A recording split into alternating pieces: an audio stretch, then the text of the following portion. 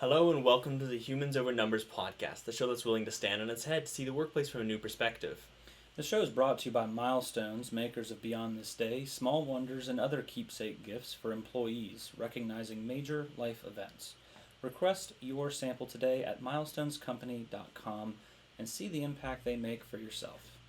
I'm Felix Dusablon, hungry bookworm and aspiring polymath. And I'm Brian Gallagher, husband of one, father of four, and author of 5. All right, so today is a big question that's sort of general, but it has some relevance to the workplace. The question is apologizing a sign of weakness? Or strength. Or strength, right.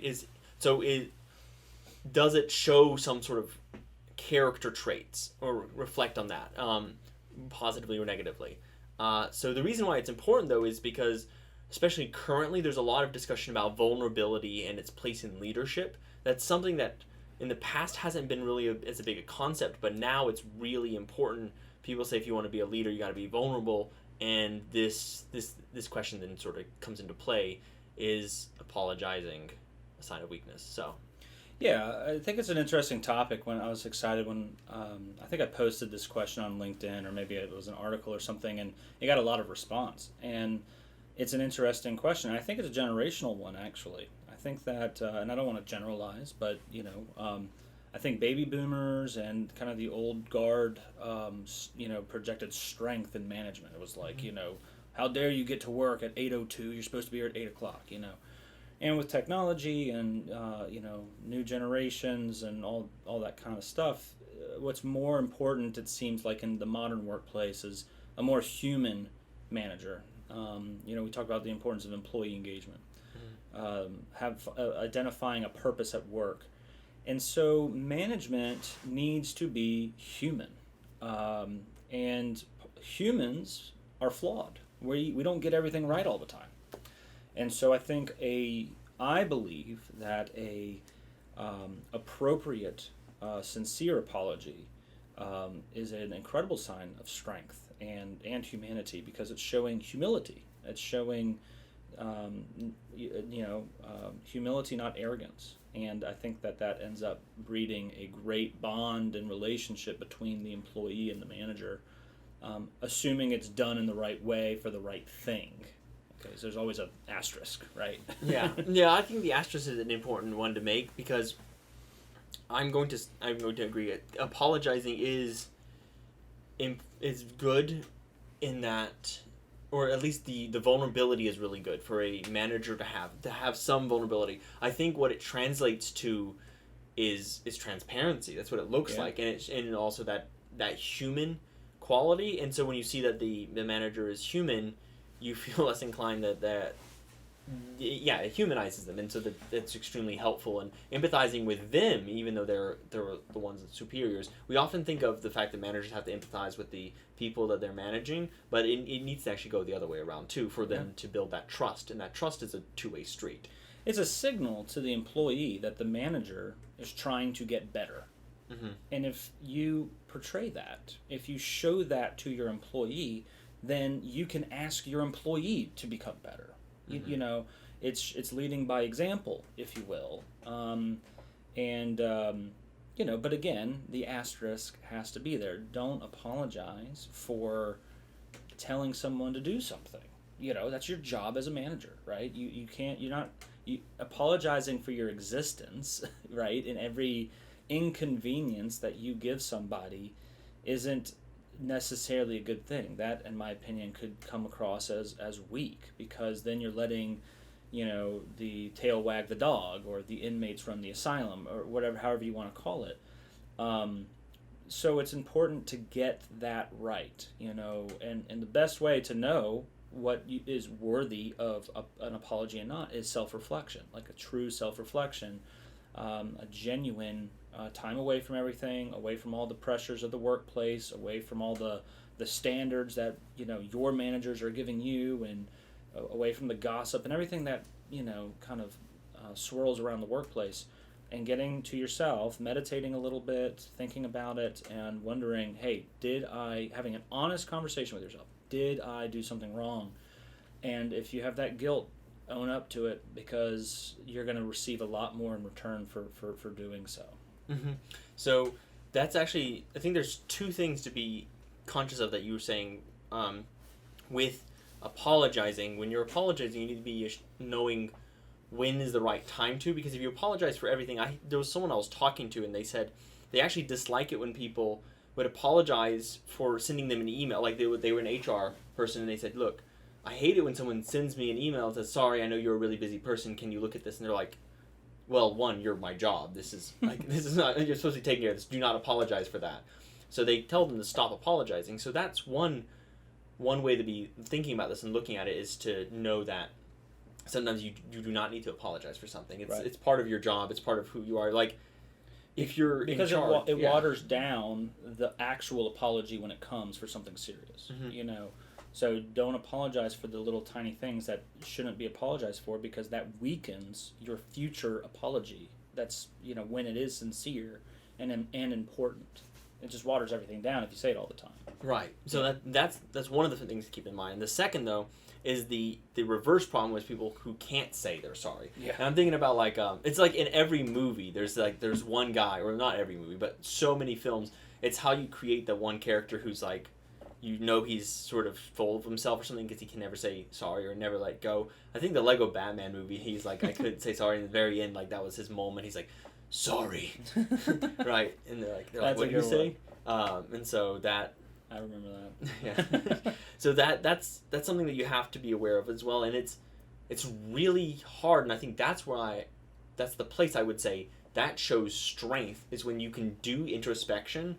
Yep. And realize you've made a mistake, because so many people cannot admit they were wrong, and so they can't get to the sorry because they can't even think that they've made a mistake. Yep. So being able to own up is really, really hard and very important. Yeah, I think that's strength. On that, and I don't want to here's my marriage, everybody. But when I get in an argument with my wife or something, I always say sorry first, and it's because in my personality, and everybody's personality is different, but I am a very self-reflective person, and I beat myself up a lot, and that's kind of my way. It's my Irish guilt, or whatever you want to call it, and so I always come with an apology incredibly quickly, and so much so that the argument hadn't even dissipated yet.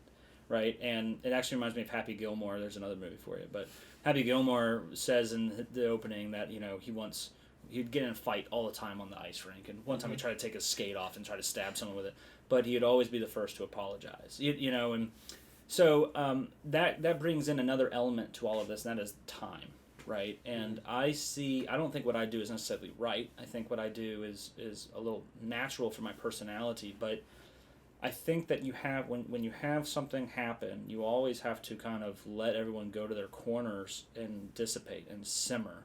That way your apology is more received, because it takes a while for those guards, that temperature to cool down, and an apology won't land right if you're going quickly into it after something happened. And that might be hard, because you might feel super guilty and you want to clear the air right now, but you have to be thinking about the other person and let them cool down, and then go to them when they're clear-headed.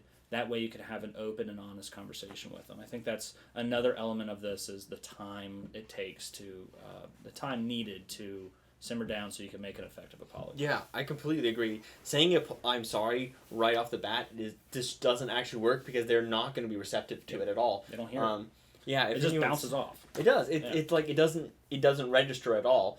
And it comes across as very insincere. What it comes across as is you're trying to get out of something. Yep. It's not because you're still in it. You're like, yeah, you're still in the fight, and with a coworker or with a boss, with a friend, with a spouse, when you're arguing, and then you're like, okay, sorry, and it doesn't.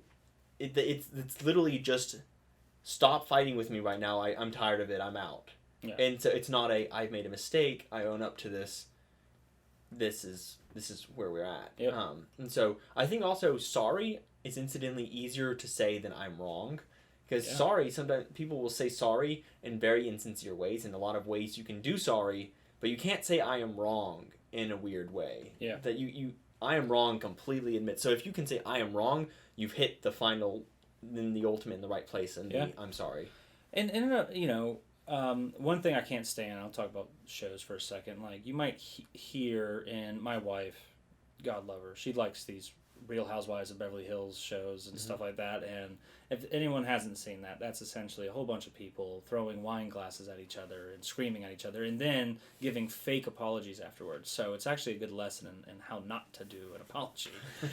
They'll say, I'm sorry if that made you feel bad, but dot dot dot dot dot, you are, so mean to me, and then they start all over again. It's like the apology rehashes everything, and then another wine glass gets thrown. Okay, so I think that leaving an apology as an apology and not an excuse is important. That doesn't mean that you can't apologize within the context of the situation. For instance, let's just come up with an example. I'm sorry, I was focused on this and not this, and I should have been focused on this. Now, that is kind of an explanation of why you acted that way, but it's obvious that the lesson was learned, right? Whereas if you say, I'm sorry if you felt that way. Well, they did feel that way. So, I mean, that's not an if. That's not a hypothetical. They felt that way. So don't rehash it. But I know this, this, and this, and this. And so that's a whole different thing. That's kind of a fake apology. I would avoid it at all costs. When you really apologize, let your guard down and say you are sorry. Yeah, an insincere apologies has, even if not the actual word, it has a but in there. Yep. And I think it's Game of Thrones. They were like, someone always told me that every word before but doesn't matter. That's good. I like that. And so in any apology, if you say, I'm sorry, I made you feel this way, there's an implied but. Yeah. You were wrong and I was right. You overreacted. Yep. And so that but completely nullifies the whole thing. Yep. And so you got to be really careful in that. I remember I had a friend who thought he was super clever when he would say, he's like, whatever time you get in a fight, he's like, it's always right to be polite. And the best way, he's like, just say sorry. And he's like, the thing is, what you're sorry is that you, he said, what he loved to say is, he said, I'm sorry, I shouldn't have said that.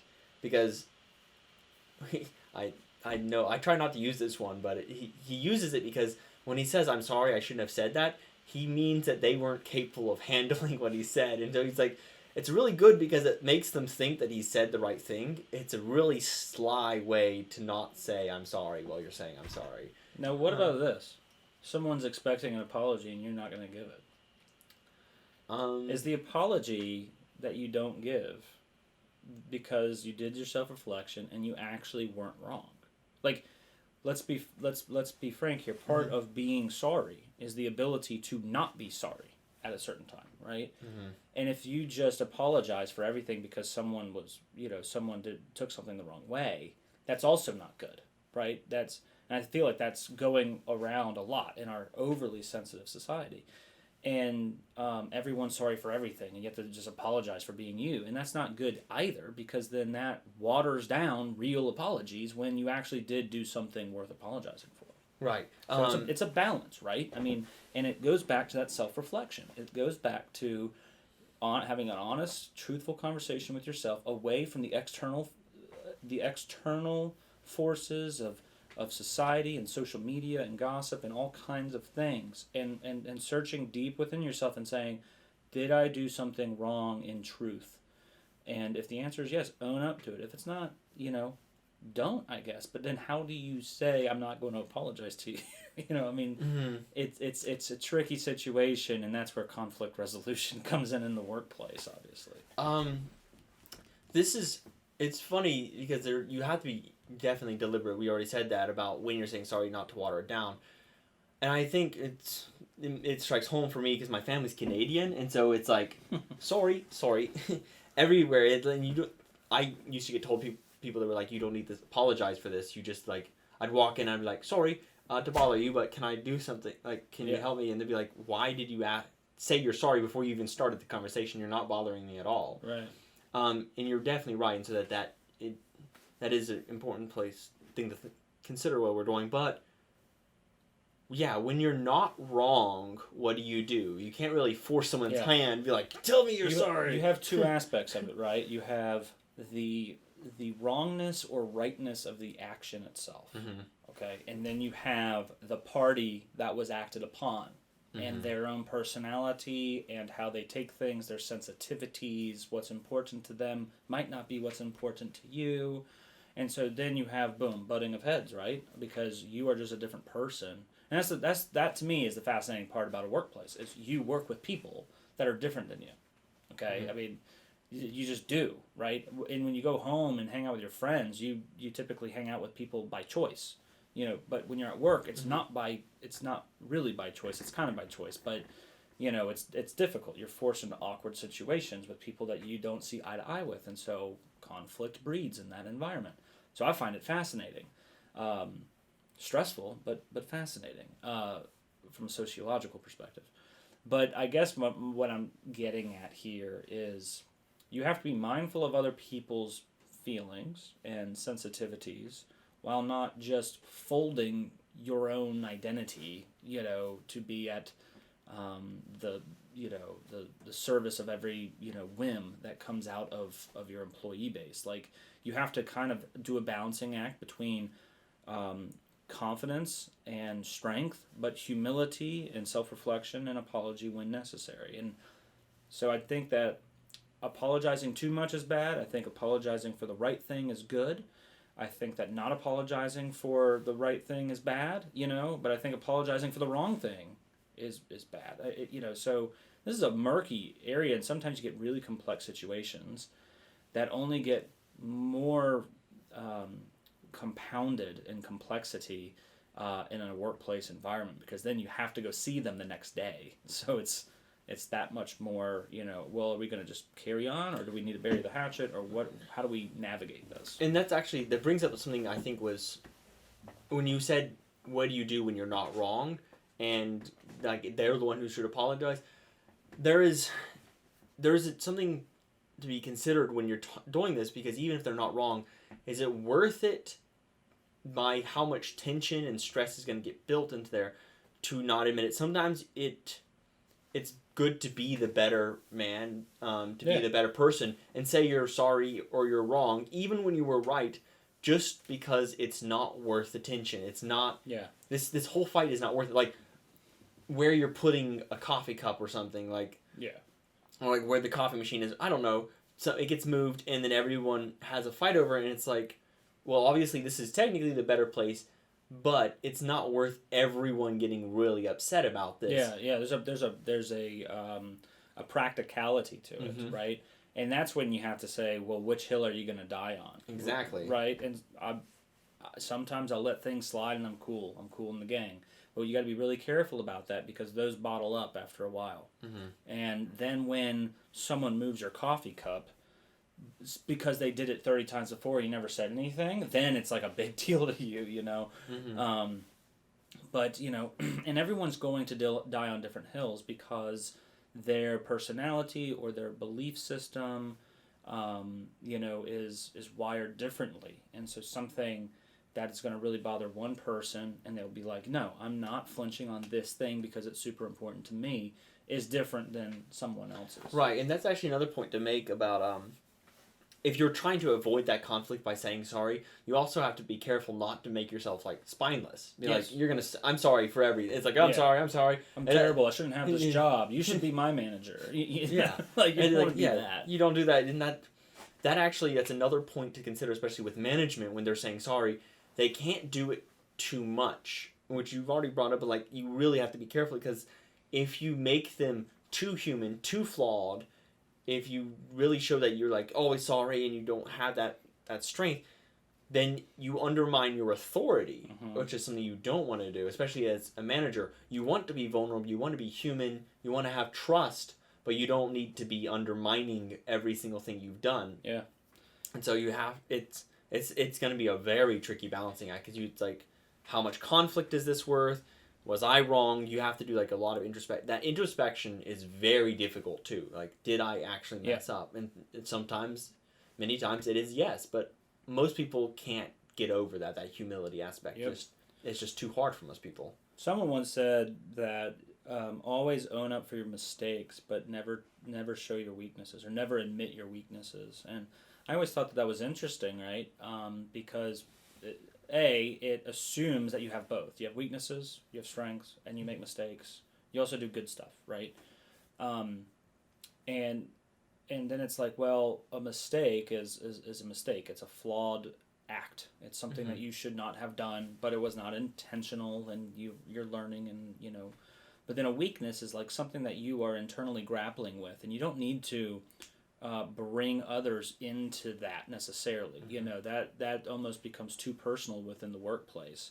Now they're going to say that you have different weaknesses than you think that you do, right? Mm-hmm. They're going to have their own opinion of what your weaknesses are. There's no need to tell them what they are so that they get to include themselves in your development, if you will. I mean, but then again, in a job interview, I'll ask, hey, what's your weakness? And someone will say organized, or whatever. I forget what you said, but it's just there's a lot of stuff there to focus on. Always admit your mistakes, but do you share your weaknesses with your employees? I think that's actually something interesting to think about when you're doing that introspection and you're looking at weaknesses and stuff. There's it makes me think of a writing course I sort of like listened to by a writer, Brandon Sanderson, and he had yeah, I love his writing too. I'm almost finished one of his books right now. But he talks about characters, fictional characters, but real people have the exact same thing. They have flaws and they have weaknesses, and these things are different. A weakness is something that you can't control. Yeah. That inhibits you in some way. So a weakness would be literally like maybe your intelligence level. A weakness is like if you have a disability. That's a weakness. That's not a flaw. A flaw is something you can actually do something about. And so you don't apologize for weaknesses. Yeah. You apologize for flaws. And so when you're doing an introspection, think about whether this is something you could have done something about, if it's actually you're responsible for this, and be aware of whether it's a flaw or it's a weakness. And when you're doing that, that will then tell you whether or not it's maybe a good time to say sorry. That's great. Flaws are things you should apologize for, weaknesses are not. Another idea that I love, and we've been talking about shows we like, and Curb Your Enthusiasm, if anyone hasn't watched it, you have to. It's just the funniest thing. Larry David, creator of Seinfeld, is just this disgruntled guy, and he's always mad about everything, and he's in LA, and he's from New York, so there's that whole cultural difference thing. But anyway, so there's this one episode where he does something stupid, as Larry does, and then his friends say, you have to call him and apologize. You have to call him and apologize. And so he does. He calls him and apologizes, but he's eating cashews while he's apologizing. And that becomes a big plot thing in this episode, is he didn't accept the apology because you were eating cashews during your apology, and like it's all what and Larry David dies on every hill, right? He just doesn't care. He dies on every hill. So I've learned a lot of what not to do from Larry David, and it's don't die on every hill, and don't eat cashews while you're apologizing for something that you did. I think the eating cashews makes me think of almost the exact same scene in a much, much older piece of art. The Importance of Being Earnest by Oscar Wilde is a play. It's a comedy. And there's one point after one of the characters, he's definitely done something wrong, and he's supposed to be feeling sorry for it. And so he sits down and he starts eating muffins. Yeah. And the other character's like, how can you eat muffins in such a heartless way? And the other one's like, you can't exactly eat muffins in an agitated manner. So, besides, I eat them when I'm upset. But the other guy, it brings up a funny point. You can't eat when you're agitated like that.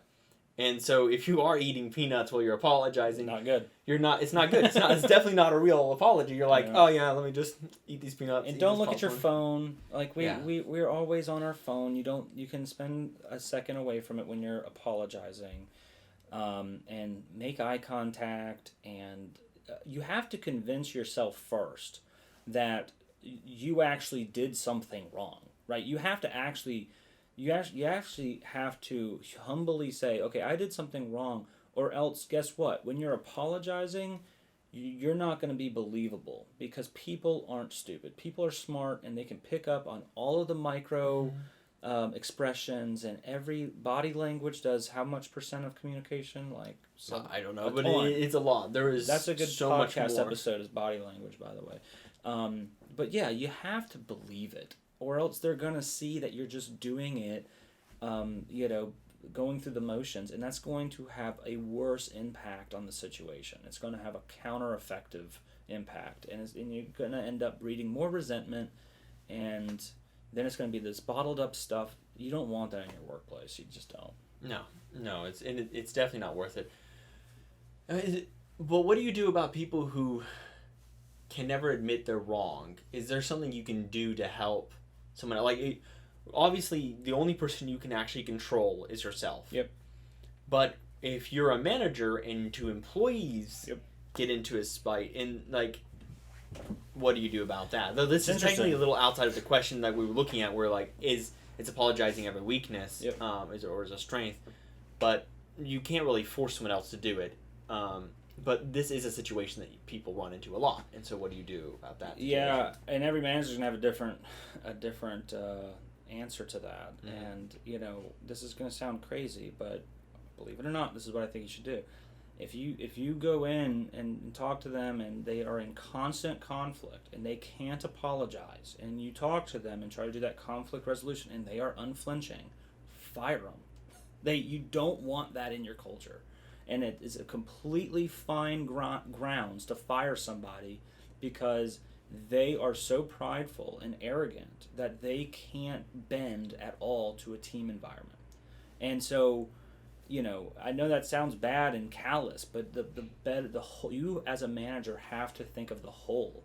The tone comes from the top, and the culture must be a humane one of humanity and respect. And if somebody's unwilling to do that and unwilling to own up to when they actually did something wrong, and you've done your research, you've done your due diligence, you've tried conflict resolution, you've done your research to make sure there actually was a wrong that was done, and they don't seem, they're unflinching to develop in that way, and they're just utterly blind, one wake-up call for them that will serve them really well in the rest of their life is getting fired for it. Then they'll go home and think about it, and hopefully change their ways. But I know that wasn't the answer you were looking for, but I think I didn't have a specific answer. But you do make a good point, though. This is after conflict resolution, and there's a lot of ways to do conflict resolution. Oh yeah. There's just sit down talks. There's writing out plans. There's and stuff. But if they are unflinching in that, then there's eventually you're gonna have to take some action. Oh, yeah. I'm guessing. Firing is one option. Conflict resolution is difficult, and I am not an expert on it at all. Same. And I'm pretty sure that we should have someone on this show about conflict resolution, because that's a great topic to have a whole episode dedicated to. But it's difficult because what you don't want to do is, at least from my understanding, and I'm thinking of Toby from The Office, you don't want to go talk over here and then go talk over here, and then manager is just now the game of telephone, but between everybody. You have to get everyone at the table, right? And it's uncomfortable, and you also can't force people to get along, but you need to facilitate the environment to get everyone talking. And keeping, I guess, in that situation, when you have two people talking and rehashing things, you have to keep things on the railroad tracks before the conversation derails and then it devolves into chaos again, right? So that's a whole tricky thing that I think that we definitely should have a show on. But if I was to say anything about conflict resolution, going between parties and saying, I'm going to talk to you, then I'm going to go talk to them, and then back, that doesn't do anything. That's just like organized gossip. You have to get people talking at the same table face to face, which is actually more difficult in this day and age than it was in the prior generations, because of social media, because of our phones, because of email. We communicate differently, so kind of the harder way to communicate is face to face, telling it like it is, right? And I have one more thing. This is the thing that drives me crazy, and this is the Real Housewives of Beverly Hills again. But I can't stand it when people are like, I tell it like it is. They take pride in being confrontational. They say, I'm going to tell you straight to your face what I think, and that's like a badge of honor. And I'm like, well, no one likes you, so congratulations. You told it like it was, but everyone can't stand you for it, so good job. You know, and there's sometimes, and that is a prideful defense. It is, I'm not going to do self-reflection because I have no regrets for anything I do. And I don't think that's good either for a culture. I think that everyone has to understand that we're human and we make mistakes. And calming everything down, that self-reflection is so critical on both sides of a conflict. And then coming to the table for resolution is, I think, a hard task, but a necessary one in keeping a culture on track. Definitely. Actually, with being too honest, that's something to actually be considering when you're talking about apologizing. Though I had a friend who he did this as a joke. He walked up one time. He's like, my one true flaw is I'm brutally honest, pinhead. And we were kids, but it is a point though. Like, being brutally honest doesn't have to mean impolite or rude. Yeah.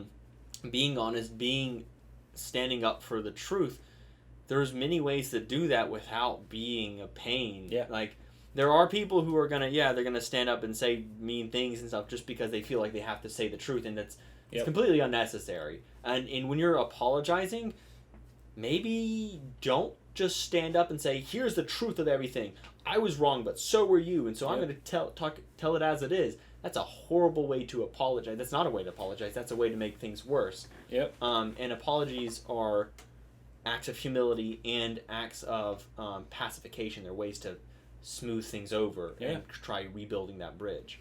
What's interesting about this, and I just think it's sitting here, when we're talking about managers apologizing to employees and finding the right time to do it and the sincere way to do it, you could flip this completely on its head and then think, how does a manager say good job to their employees? Like, not I'm sorry, but like praise, right?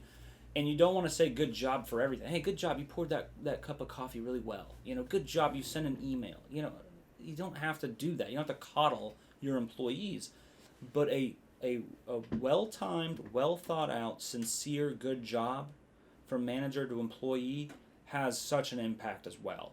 And that's a different kind of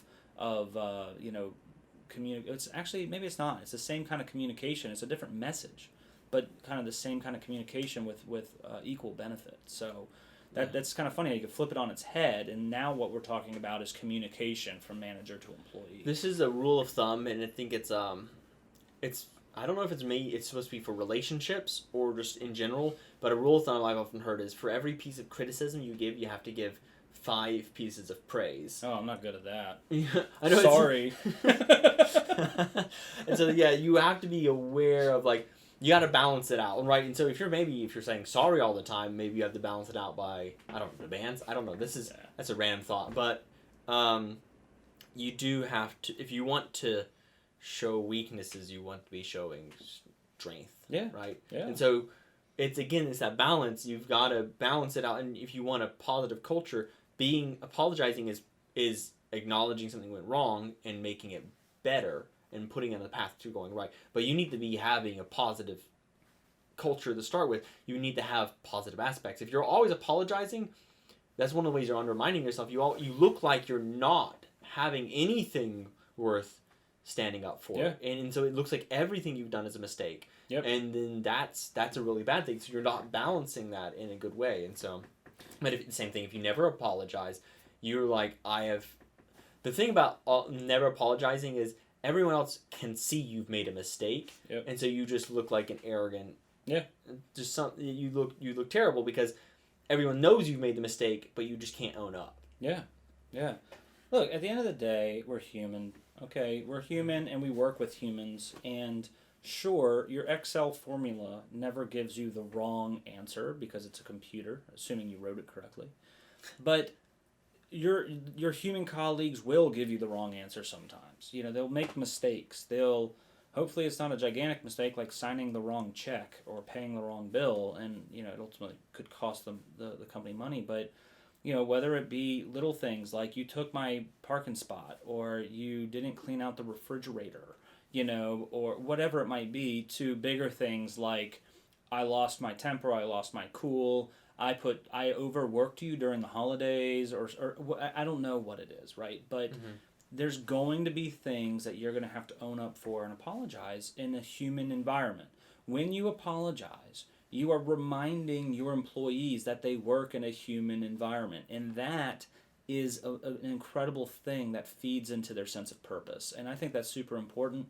To do it effectively, you got to have self-reflection, you have to have humility, and you have to block out all distractions and not be eating cashews when you apologize. Like those are the 4 points, right? Another point that I'm just going to try hitting really quick right here is when someone apologizes to you, or even if they don't apologize, forgiveness is the other side of this Absolutely. coin, and it has to happen. And especially when someone apologizes, even if they feel it seems insincere, there's a French proverb that is, "To know all is to forgive all." I unfortunately don't know what it is in French. I wish I could say it in French. But that proverb really speaks to forgiveness, Yep.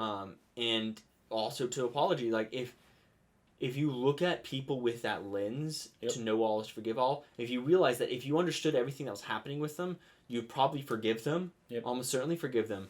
It makes one probably apologizing easier, but it makes accepting apologies much easier too, because then you don't have to have fly in the face of that, because that was a big problem, is when one person apologizes, the other person won't take it. Yeah. So like it's like it takes two to get there. Yep. Because the first piece is that apology, which is super hard to do, and then you have the problem of the forgiving part, where it's like, well, I'm just gonna hold this grudge for a while. Yeah, and you have to be humble too to forgive somebody. I Mhm. mean, it's not humility that's like my favorite word. I think humility is well missed today, and it's just we live in a very egocentric world, in my opinion, at least from my morbid sense of the world.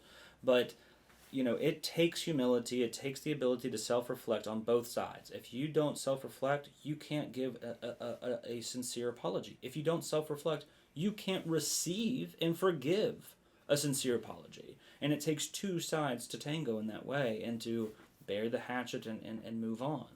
And it's so important to do, because you have to go in the next day and work with these people. I mean, and that's going to really screw with your life. You are at work from 8 to 5, Monday through Friday typically, unless you have a different, kind of job.